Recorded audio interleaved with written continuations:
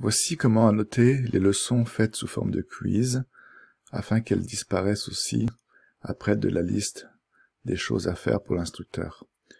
On va prendre ici cette leçon. Il y a 2 élèves qui l'ont faite. Vous voyez, il y a un petit 2.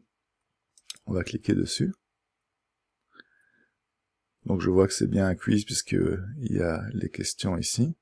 Et on nous dit même que les questions suivantes doivent être révisées 1, 4 et 5. Ça veut dire que ce sont celles-ci qu'il faut noter.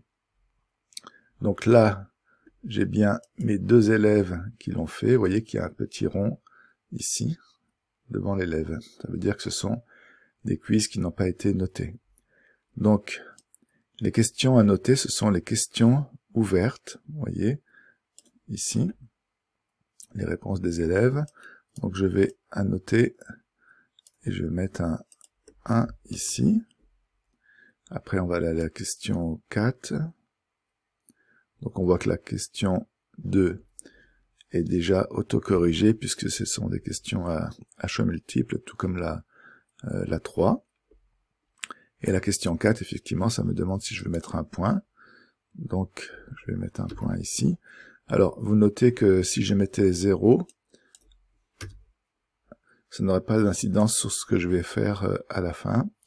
Ici, je vais mettre un 1 aussi, puisque c'est encore une fois une question ouverte, vous voyez.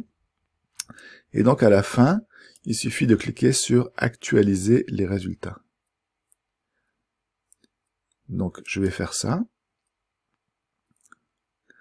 Et donc je vois que ici maintenant il y a une coche devant. Je sais que ça a été corrigé. Alors je vais faire l'autre élève. Donc ce sont les mêmes questions à réviser, bien sûr.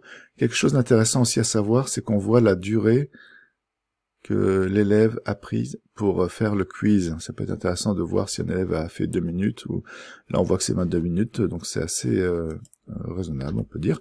Donc là on va mettre 1. On va aller toujours sur les mêmes questions.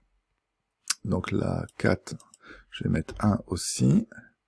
Et là, la 5, je crois, on va mettre 1 ici aussi, et on va, encore une fois, actualiser les résultats.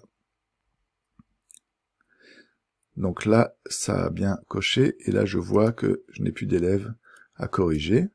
Donc cette leçon Introduction à l'Ancien Testament, du coup, quand je reviens sur la page d'accueil, vous voyez qu'elle a disparu des tâches à faire.